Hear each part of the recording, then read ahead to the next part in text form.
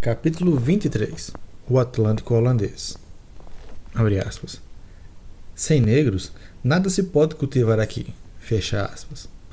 Adrian van der Dussen, conselheiro da WIC, Companhia das Índias Ocidentais, Pernambuco, 1640. Uma das transações imobiliárias mais fabulosas de todos os tempos foi celebrada em Haia, na Holanda, em 6 de agosto de 1661. De um lado da mesa de negociações, no papel de vendedor, se sentava Johan de Witt. Era um dos dirigentes das Províncias Unidas, a ambiciosa coligação de 7 pequenas nações protestantes calvinistas, chamadas de Holanda, Zelândia, Utrecht, Frisia, Groninga, Geldria e Overijssel, cujos membros entrariam para a história com o nome genérico de holandeses. De outro lado, na condição de comprador, estavam Dom Henrique de Sousa Tavares, conde da Maninha do Corvo, governador das armas da cidade do Porto e embaixador da rainha regente de Portugal, a espanhola Luísa de Gusmão, viúva do recém-falecido Dom João IV. O objetivo do negócio era o Nordeste brasileiro.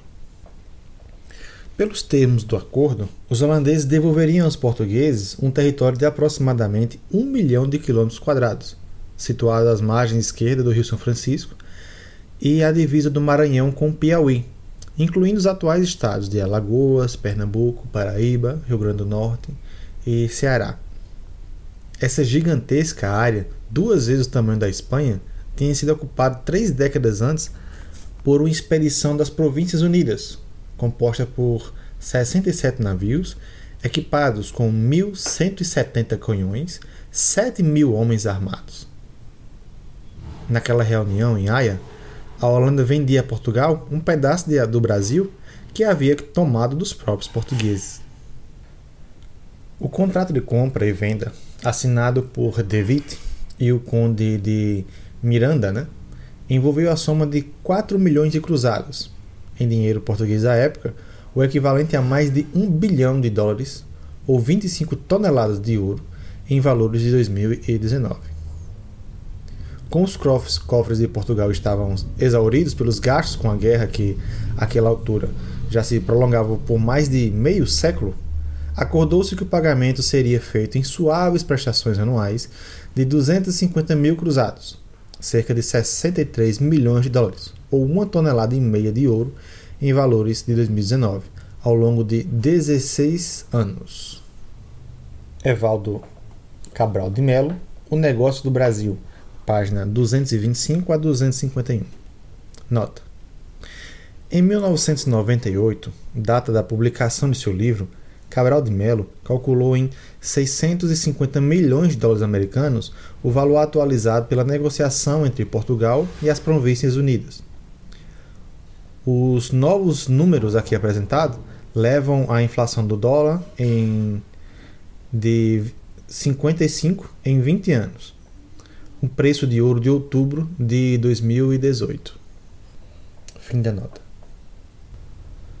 Pela história oficial, difundida nos livros didáticos e muitas obras de arte, a expulsão dos holandeses de Pernambuco foi uma jornada épica, a mais genuína e importante manifestação do espírito nativista brasileiro no período colonial, na qual, pela primeira vez, lutaram lado a lado, unidos na mesma causa, todos os elementos construtivos da futura identidade nacional: negros, índios, mulatos, brancos, portugueses ou colonos deles, descendentes, escravos, senhores de engenho, lavradores, sertanejos, humildes.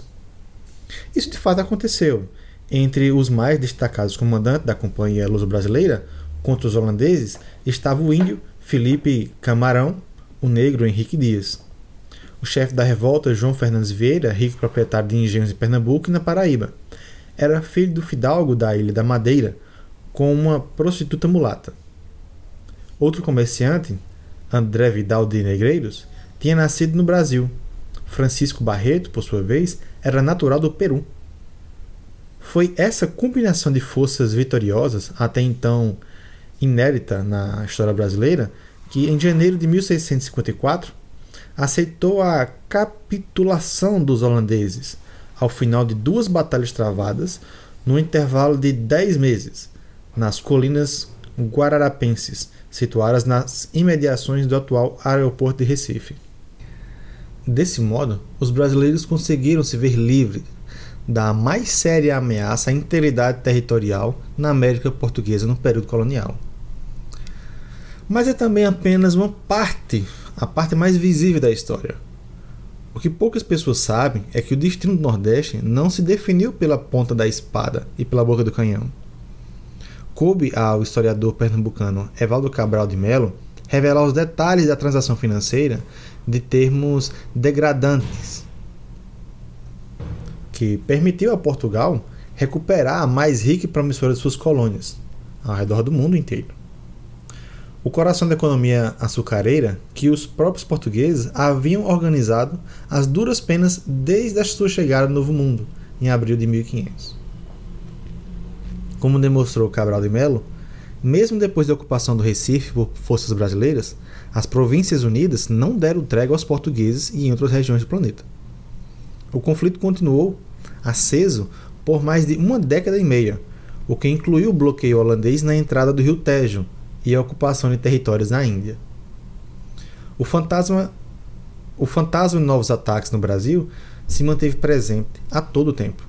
Sem condições de se defender, a coroa portuguesa foi obrigada a fazer uma série de concessões financeiras e comerciais em troca da paz definida, que só viria em 1669. As negociações foram longas, difíceis e repletas de incertezas, a tal ponto que, ameaçado de perder toda a sua independência, Portugal chegou a considerar seriamente a possibilidade de entregar em definitivo parte do território brasileiro aos holandeses, em troca de uma solução que garantisse o fim das hostilidades na Europa. Poucas pessoas também sabem que o destino do Brasil nessa época se decidiu primeiro na África e só depois nos campos de batalha de Pernambuco. A guerra entre holandeses e portugueses foi mais do que uma disputa pelas terras férteis na zona da Mata Nordestina, onde floresciam ricas lavouras de cana-de-açúcar. Foi, acima de tudo, uma queda de braço decisiva pelos mercados fornecedores de mão de obra cativa africana. No século XVII, quem controlasse o fornecimento de escravos no Atlântico seria igualmente dono do mundo, pela mesma razão pela qual hoje se mata e morre na briga pelos campos de petróleo no Oriente Médio. Abre aspas. Sem negros, nada se pode cultivar aqui. Fecha aspas. Escrevia do Recife para seus superiores na Holanda, em 1640, Adrian van der Dussen, conselheiro da Companhia das Índias Ocidentais, responsável pela ocupação das terras brasileiras, e acrescentava, abre aspas, nenhum branco, por mais disposto que seja, se pode dedicar no Brasil a tais trabalhos, nem mesmo consegue suportá-los. Parece que o corpo, em consequência da mudança tão extrema do clima, perde muito do seu vigor, fecha aspas. Assim, como se verá nesse e no próximo capítulo, foi a posse da África que primeiro definiu o destino do Nordeste brasileiro, antes mesmo que as armas pudessem ditar sua verdade nas colinas verdejantes de Pernambuco. Felipe de Alencastro, O Trato dos Viventes, página 211.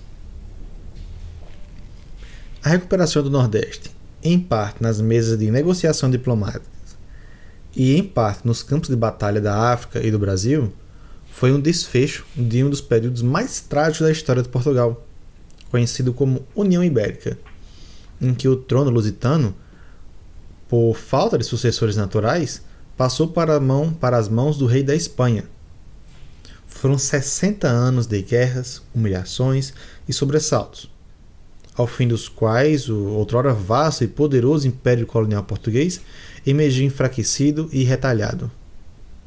As consequências seriam profundas e duradouras em várias regiões do mundo, incluindo o Extremo Oriente, a Índia, a África e a Europa.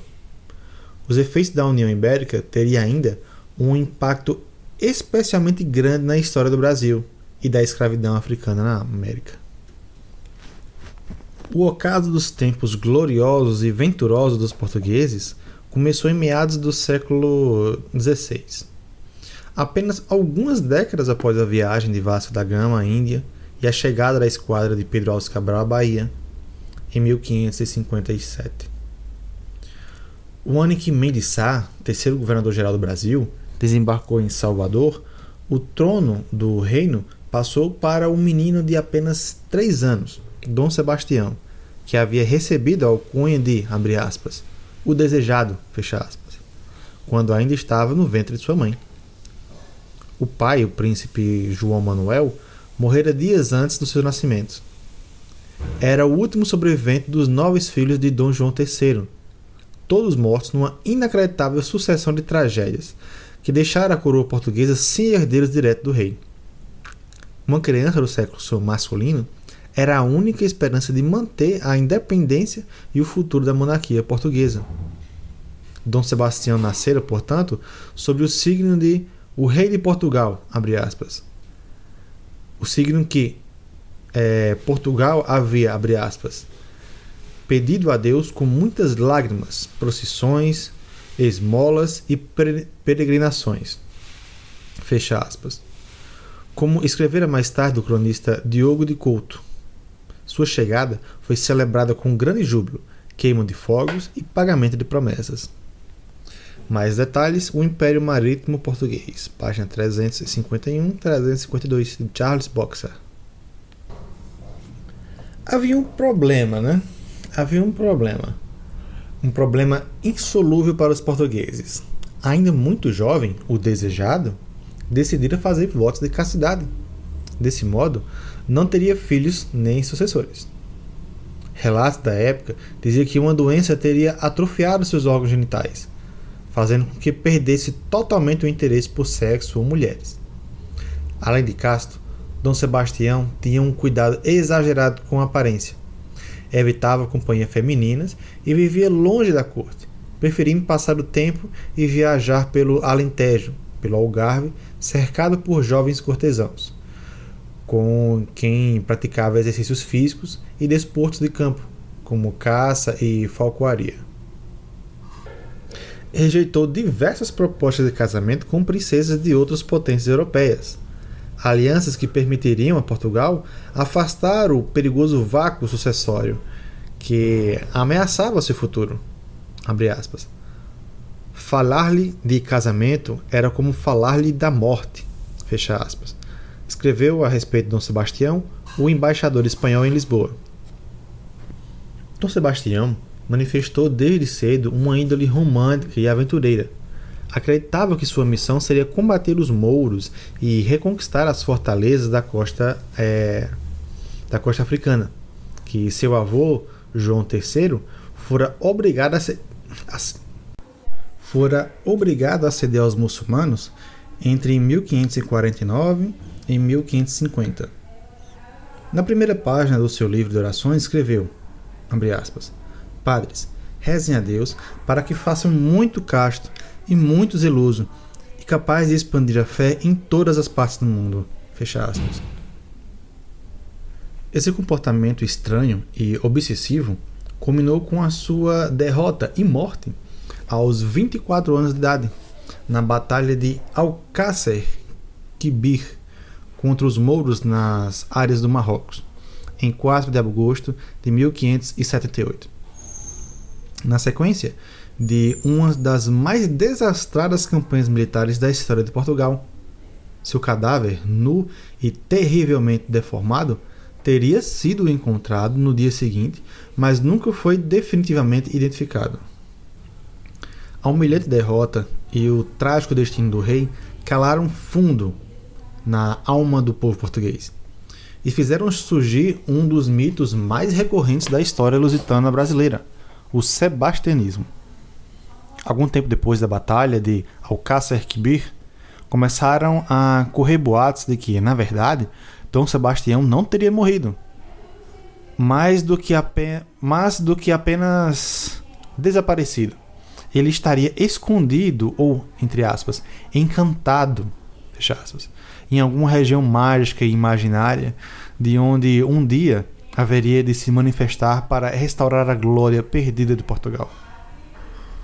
A lenda se propagou nas trovas proféticas de Gonçalo Eanes, um sapateiro e poeta mais conhecido como Bandarra, que nasceu em 1500 e morreu em 1556, que anunciava que em breve o retorno do rei Messias, por ele denominado de, abre aspas, o encoberto, fecha aspas. Essa curiosa crença tinha fundamento em diversas outras mitologias, todas de natureza religiosa, que na época circundavam pela Península Ibérica. A mais óbvia era de origem judaica, a do Messias prometido desde a criação do mundo, que um dia chegaria à Terra para recuperar a glória de Israel. Ou cristã, na qual, após a morte e ressurreição, teria ascendido aos céus, de onde voltaria no final de todos os tempos para inaugurar o longo período de paz e harmonia na Terra. Ou ainda muçulmana, entre os xiitas no Irã, ainda hoje se acredita que Ali, primo genro de Maomé, morto numa disputa sucessória no século VII, teria se convertido no imã encantado, que em determinado momento se manifestaria aos homens para restaurar a paz e a harmonia destroçada do Islã. Com alicerces psicológicos tão profundos, o sebastianismo estaria na raiz de inúmeros movimentos messiânicos da história brasileira, como o de Canudos, nos sertões da Bahia, no final do século XIX. Abre aspas. Das ondas do mar, Dom Sebastião sairá com todo o seu exército, fecha aspas, pregava Antônio Conselheiro num dos sermões registrados pelo escritor Euclides da Cunha. Suas marcas estariam também na Guerra do Contestado, ocorrida na divisa entre o Paraná e Santa Catarina, entre 1912 a 1916. Um conflito marcado pela presença de uma série de monges visionários que anunciavam para breve o retorno de Dom Sebastião. Mais detalhes em Os Sertões, em obra completa, volume 2, página 220, de Euclides da Cunha. Fantasias à parte, a derrota no Alcácer Quibir deixou o trono português nas mãos de um tio de Dom Sebastião, o cardeal Dom Henrique, homem idoso e doente, último filho vivo de Dom Manuel I e irmão de Dom João III. Seria o último monarca da gloriosa Casa de Avis, responsável pela aventura dos descobrimentos. Henrique morreu 1 ano e meio mais tarde, em janeiro de 1580, sem descendentes, dando pretexto para que o rei Filipe da Espanha, filho de uma princesa portuguesa, reivindicasse o trono de Lisboa. Começava a União Ibérica, quando os dois países foram governados de Madrid por uma sucessão de 3 Filipes, todos espanhóis. Filipe I, Filipe II de Espanha, de 1580 a 1598, Filipe II, Filipe III de Espanha, de 1598 a 1621, Filipe III em Portugal, Filipe IV na Espanha, de 1621 a 1614, de 1621 a 1640. Ao final de 6 décadas, na sequência de uma série de batalhas com os portugueses, eles conseguiram finalmente se livrar dos espanhóis e colocar no trono um novo rei, Dom João IV, iniciando uma nova dinastia, as dos Bragança, a qual pertenceriam a Dom João IV os imperadores brasileiros Pedro I e Pedro II. Durante a União Ibérica, os portugueses não apenas perderam a independência, como herdaram a guerra contra os holandeses, que não era deles. Antes da junção das coroas, portugueses e holandeses davam-se relativamente bem. Eram parceiros nos negócios. em muitas razões devido à peculiar ligação entre a comunidade judaica de Amsterdã e da Antuérpia com os novos cristãos portugueses. Herdeiros da grande diáspora ibérica dos judeus, conhecido como sefarditas. Como já se viu nos capítulos anteriores, até o início do século XVII, os holandeses eram responsáveis pelo transporte de 2/3 de todo o açúcar produzido pelo Brasil e por quase a totalidade de seu refino na Europa. Já o caso dos espanhóis, a relação com dos holandeses era a pior possível. Dominados pela Espanha durante toda a primeira metade do século XVI, os 7 membros da coligação, que mais tarde daria origem à Holanda e parte da Bélgica, declararam a própria independência em 1581, com o nome de Estados Gerais das Províncias Unidas, ou República Neerlandesa. Começava ali uma longa e sangrenta série de conflitos globais, corretamente denominados pelo historiador inglês Charles Boxer como a Primeira Guerra Mundial, entre aspas, mais ampla e prolongada do que a carnificina que devastaria a Europa séculos mais tarde, entre 1914 e 1918. Mais detalhes no livro de Charles Boxer, O Império Marítimo Português, página 115. Os holandeses lutaram 80 anos contra os espanhóis, e o preço pela União Ibérica, os portugueses acabariam enrodilhados num turbilhão de acontecimentos.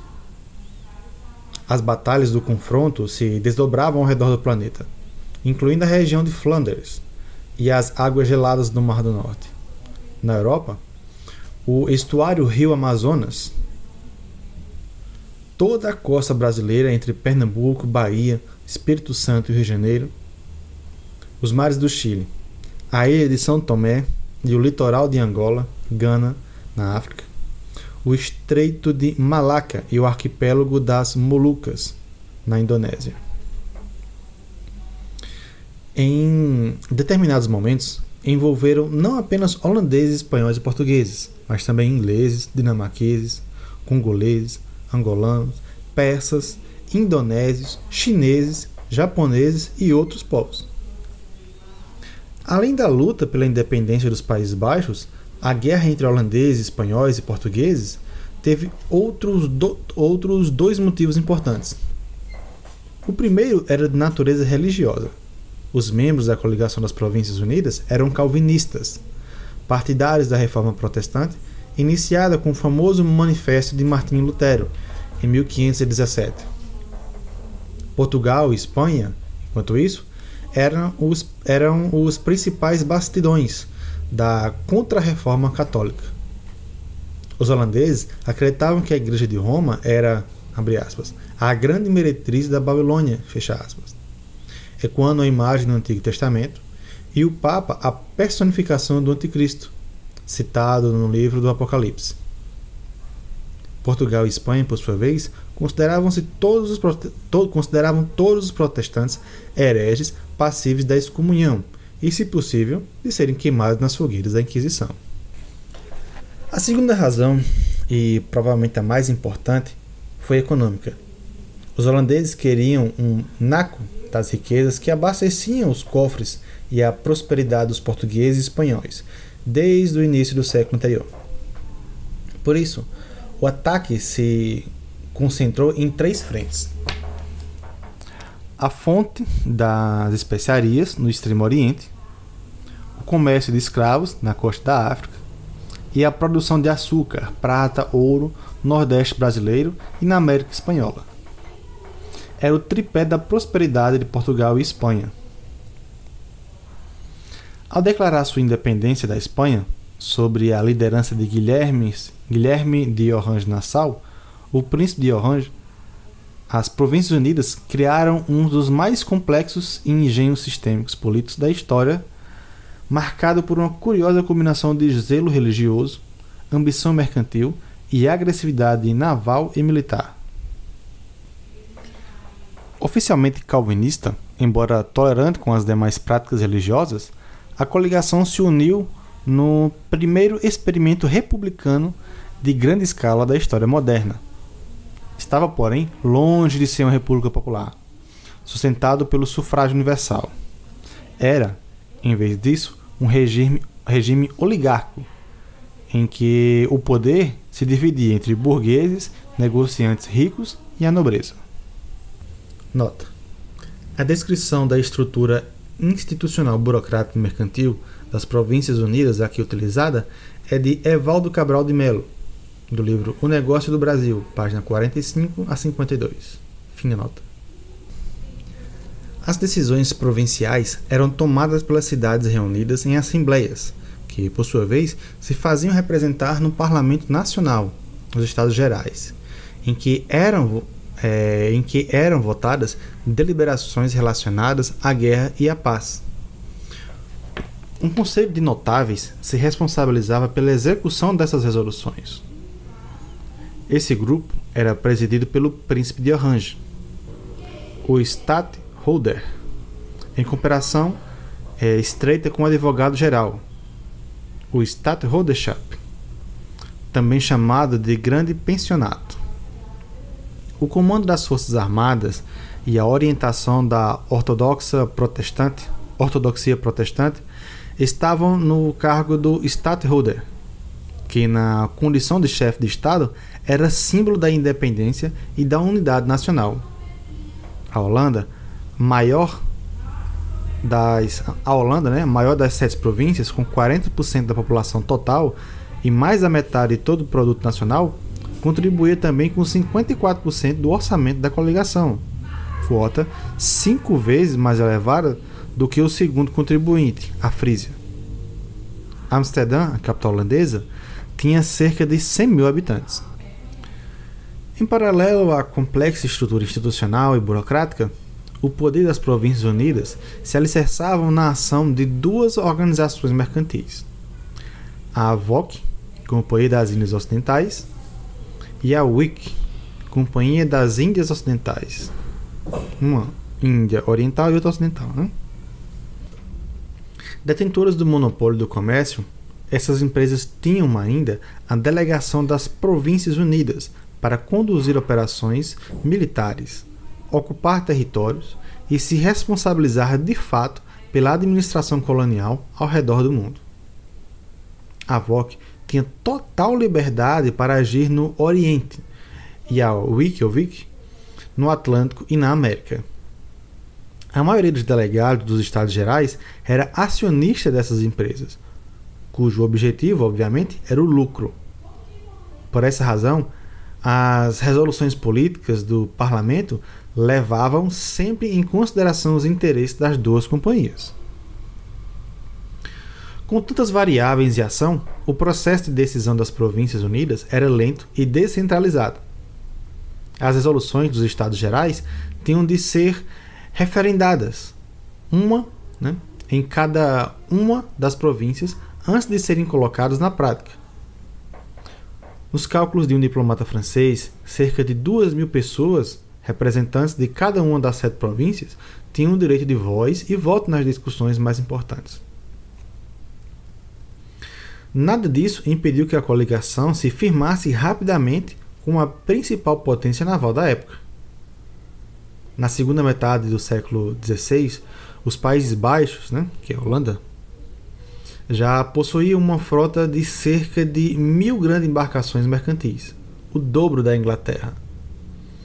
Eram também os maiores agentes comerciais da época, responsáveis pelo transporte de 900.000 toneladas anuais de carga, mais do que o volume total transportado em embarcações inglesas, espanhóis, portuguesas e italianas. Mais detalhes no livro de Tales Guaraci, A Criação do Brasil, página 183. A guerra entre as Províncias Unidas e o Reino de Portugal, na época da União Ibérica, começou com ataques às ilhas de São Tomé e Príncipe, entrepostos do tráfico de escravos entre 1598 e 1599. Como pode ser visto com mais detalhes, em O Império Marítimo Português, páginas 116 a 122, Resumo de guerra com base em Charles Boxer. Em outra frente de combate, em 1605, os holandeses capturaram dos portugueses Ternate e Tidore, as duas mais importantes ilhas de especiarias no sudoeste asiático. Com isso, assumiu o monopólio do fornecimento de pimenta, noz moscada, cravo da Índia e outros condimentos para a Europa. Ao mesmo tempo, devastaram a rede de comércio português, atacando a rede de feitorias existente entre o Golfo Pérsico e o Japão. O local mais estratégico do comércio com o Oriente, a fortaleza que guarnecia a entrada do Estreito de Malaca, hoje Singapura, caiu em 1641. Por fim, as Províncias Unidas conquistavam sucessivamente os entrepostos portugueses na costa do Ceilão, em Cochin e Malabar, na Índia. No final dessa grande ofensiva, os territórios que restavam dos portugueses no Oriente foram Macau, na China, Goa, na Índia, e algumas ilhas isoladas distantes na Indonésia, como Timor, Flores e Solor. Em seguida, os assaltos se concentraram em diversos pontos do litoral brasileiro. A Paraíba e o Espírito Santo foram atacados em março e junho de 1625, respectivamente. A Bahia foi ocupada em maio de 1624, retomada em abril de 1625 e retomada novamente,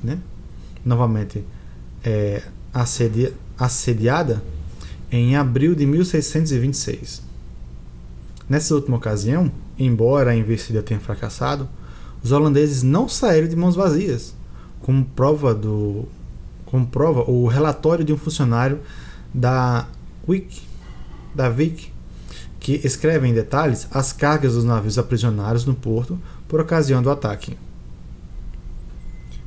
Diz: uma barca com 250 negros de Angola, um navio de Angola com negros, um navio de Angola com 200 negros, um navio de Angola com 280 negros, outro navio de Angola com 450 negros, outro com 230 negros, um navio carregado de farinha e bolachas destinado a Angola.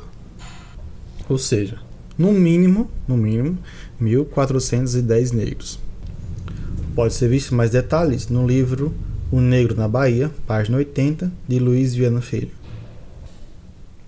Esses números são um retrato da importância do porto negreiro de Salvador na época do frustrado ataque holandês. O passo seguinte foi um ataque a Pernambuco, no dia 14 de fevereiro de 1630. Um exército de 3.000 homens, apoiado pela poderosa esquadra das Províncias Unidas, desembarcou na Praia do Pau Amarelo, norte de Olinda, ocupada 2 dias mais tarde. No dia 13 de março, Recife também se rendia às forças invasoras. Começava ali uma duríssima guerra pelas lavouras de engenhos de açúcar, que envolvia as regiões vizinhas, Paraíba, Rio Grande do Norte e Ceará. E só terminaria em 1654, quando corsários holandeses atacavam os navios negreiros em alto mar. Num ano só, entre 1647 e 1648, cerca de 220 naus mercantes portugueses foram capturadas ou afundadas por esses piratas. A maior parte dos 3.000 escravos vendidos pelos holandeses na América entre 1623 e 1637 era apreendida nessas investidas contra as embarcações portuguesas. Como pode ser visto em Império Marítimo Português 220 de Charles Boxer.